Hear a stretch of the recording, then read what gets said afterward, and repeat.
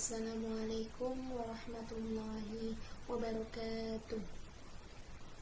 Bismillahirrahmanirrahim.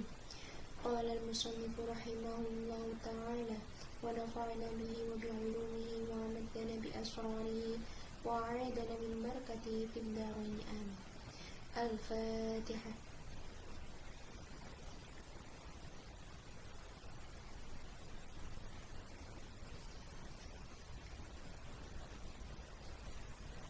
Baik, langsung saja kita mulai melanjutkan ngaji kitab Mukhtarul Ahadits An-Nabawiyah, dimulai dengan hadis yang ke-201 yang akan membahas tentang gunakanlah kesempatan sebelum datang kesempitan. Bismillahirrahmanirrahim. Igtanim khamsan qabla khamsin. Gunakanlah 5 perkara sebelum 5 perkara lainnya, yaitu hayataka qabla mautik, hidupmu sebelum matimu, wasihhataka qabla suqmik, dan sehatmu sebelum sakitmu, wa fazaghaka qabla syughlik, dan senggangmu sebelum sibukmu, wa syababaka qabla haramik, dan mudamu sebelum tuamu, wa ghinaka qabla faqrik, dan kayamu sebelum miskinmu.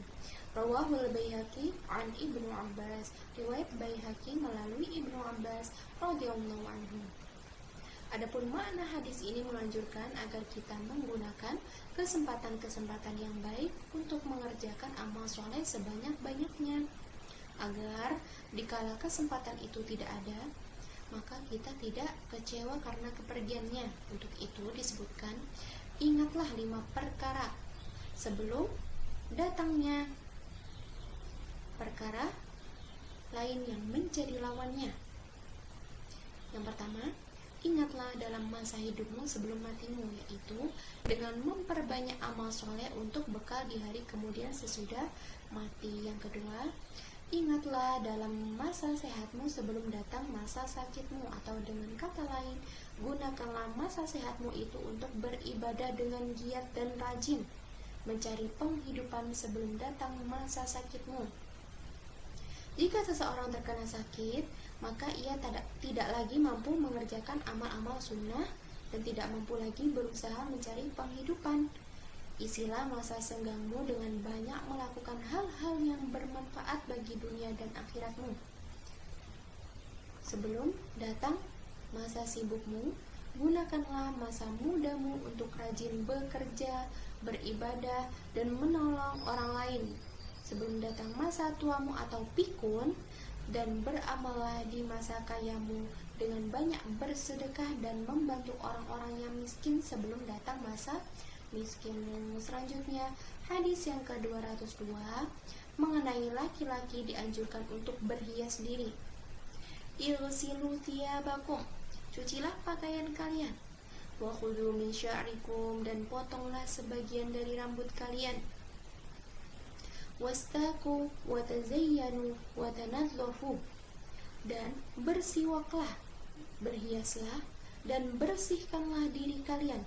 Fa inna bani Israila lam yakunu yaf'aluna dzalik, karena sesungguhnya dahulu kaum lelaki Bani Israel tidak melakukan hal tersebut.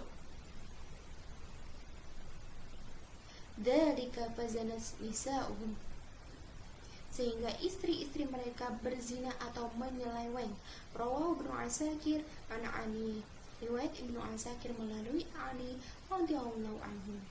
Di dalam hadis ini menganjurkan kepada para suami agar mereka membersihkan diri dan berhias untuk istri-istrinya. Berhias bukan hanya monopoli bagi para istri, tetapi para suami pun dianjurkan untuk berhias diri, karena sesungguhnya hubungan suami istri itu merupakan hubungan timbal balik, seperti yang disebutkan di dalam firman-Nya, hunna libasul lakum wa antum libasul lahun. Mereka itu yang dimaksud adalah para istri adalah pakaian bagi kalian, dan kalian pun adalah pakaian bagi mereka. Quran Surat Al-Baqarah ayat 187. Disebutkan di dalam hadis ini bahwa dahulu kaum Bani Israel tidak memperdulikan hal ini. Akibatnya istri-istri mereka pun gemar menyeleweng atau berzina. Selanjutnya hadis yang ke-203 membahas tentang jangan jadi orang yang bodoh. Udu aliman au muta'alliman. Jadilah kamu seorang pengajar atau pelajar. Au mustami'an au muhibban, atau mendengarkan ilmu atau mencintai ilmu. Wala takunil khamisa fatahlik, dan janganlah kamu menjadi orang yang kelima, kamu pasti menjadi orang yang celaka. Rawahul Baihaqi, riwayat Imam Baihaqi. Yang dimaksud dengan orang yang kelima adalah bukan sebagai pengajar, pelajar, gemar mendengarkan pengajian, dan bukan pecinta pengajian, melainkan sebagai orang yang bodoh. Fatahlika, lafaz ini karena kamu pasti celaka. Makna yang dimaksud di dalam lafaz fatahlika adalah janganlah engkau menjadi orang yang bodoh dalam masalah agama, karena akibatnya engkau pasti akan celaka baik di dunia maupun di akhirat kelak. Selanjutnya hadis yang ke-204 membahas tentang iman yang paling utama. Afdalul imani an ta'lam annallaha ma'aka haitsu ma kunta. Rawahu Tabrani. Iman yang paling utama ialah kamu meyakini bahwa Allah selalu bersamamu dimanapun kamu berada. Riwayat Tabrani. Apabila seseorang merasa bahwa Allah Subhanahu wa Ta'ala selalu mengawasinya dimanapun ia berada, niscaya ia pasti akan merasa malu untuk mengerjakan hal-hal yang maksiat kepadanya. Sedangkan apabila seseorang telah mencapai martabat ini, berarti iman yang dimilikinya adalah iman yang paling utama. Di dalam hadis lain disebutkan, sembahlah Rabbmu seakan-akan engkau melihatnya. Apabila engkau tidak dapat melihatnya, maka sesungguhnya dia selalu melihatmu. Maka tidak heranlah apabila dalam hadis yang lain disebutkan bahwa malu itu termasuk iman. Hadis yang ke-205 membahas tentang doa yang paling utama. Afdalud du'ai an tas'ala rabbakal afwa wal afiyah fid dunya wal akhirah. Doa yang paling utama ialah kamu meminta kepada Rabbmu ampunan dan keselamatan di dunia dan di akhirat.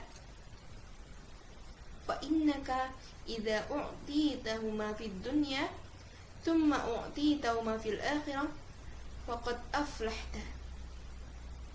Karena bila keduanya diberikan kepadamu di dunia, lalu keduanya diberikan pula kepadamu di akhirat, berarti kamu benar-benar beruntung.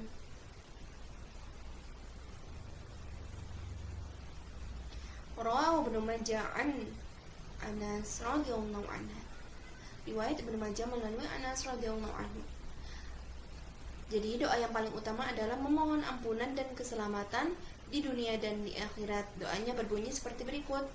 Rabbana atina fid dunya hasanah wa fil akhirati hasanah wa qina adzabannar, yang artinya, ya Rabb kami, berilah kami kebaikan di dunia dan kebaikan di akhirat, dan peliharalah kami dari siksanya api neraka.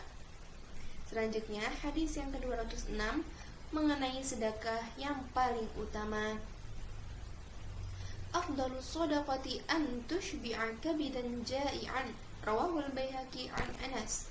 Sedekah yang paling utama ialah kamu mengenyangkan atau memberi makan hati yang lapar. Riwayat Baihaqi melalui Anas radhiyallahu anhu. Lafaz kabidan di sini artinya hati. Makna yang dimaksud ialah makhluk yang bernyawa. Hal ini mencakup manusia dan binatang, karena di dalam hadis lain disebutkan pada setiap makhluk yang mempunyai hati yang basah terdapat sedekah, atau dengan kata lain, memberi sedekah itu boleh kepada setiap makhluk yang bernyawa. Hadis ini menyatakan bahwa sedekah yang paling utama ialah memberi makan makhluk yang bernyawa. Bila mana kita memberinya makan ketika ia sedang kelaparan, berarti kita memelihara nyawanya, sebab kelaparan yang berlarut-larut akan menyebabkan kematian. Oleh karena itulah, di dalam hadis ini dinyatakan sebagai sedekah yang paling utama, mengingat ia sedang membutuhkannya, lain halnya sewaktu ia tidak membutuhkannya. Sekalipun orang yang bersangkutan memperoleh pahala, tetapi masih di bawah ketika sedang diperlukan. Baik, kita cukupkan ngaji kitab Mukhtarul Ahadits An-Nabawiyah pada hari ini. Semoga mendapatkan bermanfaat. Sebelum saya tutup, alangkah baiknya kita bersama-sama membaca doa kafaratul majlis terlebih dahulu. Bismillahirrahmanirrahim.